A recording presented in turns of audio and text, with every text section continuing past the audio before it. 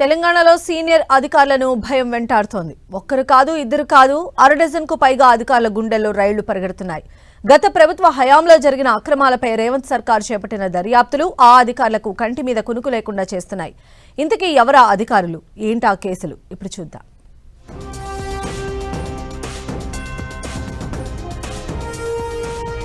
తెలంగాణలో కొంతమంది అధికారులకు కంటి మీద కునుకు లేకుండా పోతోంది. ఎప్పుడు ఎలాంటి కేసులో తమ పేర్లు బయటకొస్తాయో అన్న భయం అధికారులను వెంటాడుతోంది. దర్యాప్తు సంస్థలు దూకుడు పెంచడంతో ఇప్పటికే కొందరు విచారణ ఎదుర్కొంటుంటే మరికొందరు అరెస్టు కూడా అయ్యారు. కాళేశ్వరం ప్రాజెక్టు మొదలుకొని ఫోన్ ట్యాపింగ్ వరకు, ధరణి నుంచి ఈ కార్ రేస్ వరకు అన్ని కేసుల్లో అధికారుల చుట్టూ ఉచ్చు బిగుస్తోంది.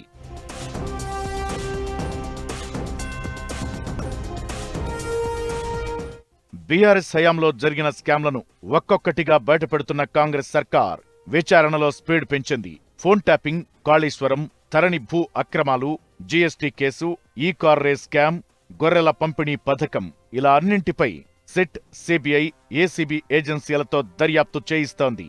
ఈ పథకాలు, ప్రాజెక్టులకు సంబంధించి బీఆర్ఎస్ హయాంలో కీలకంగా పనిచేసిన అధికారులు ఇప్పుడు టెన్షన్ మొదలైంది. ఫోన్ ట్యాపింగ్ పై విచారణ చేస్తున్న సెట్ ఏకంగా అప్పటి సీఎం కేసీఆర్ కు నోటీసులిచ్చి విచారించింది. అప్పటి intelligence chief Prabhakar Rao, task force chief Radhakishan ను అరెస్టు చేసింది. ఈ కేసులతో సంబంధమున్న మరికొందరు అధికారులకు ఇప్పుడు అరెస్టుల భయం పట్టుకుంది.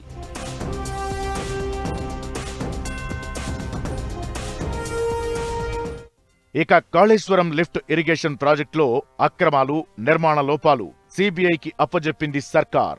జస్టిస్ పీసీ ఘోష్ కమిషన్ రిపోర్ట్ను సిబిఐకి సబ్మిట్ చేసింది. కమిషన్ రిపోర్ట్లో అధికారుల నిర్లక్ష్యం, ఫైనాన్షియల్ ఇర్రెగ్యులారిటీస్ ఉన్నాయని పేర్కొంది. అంతేకాదు, national dam safety authority, vigilance రిపోర్ట్లు ఇరిగేషన్ శాఖ అధికారులపై క్రిమినల్ కేసులు నమోదు చేయాలని సిఫార్సు చేసింది.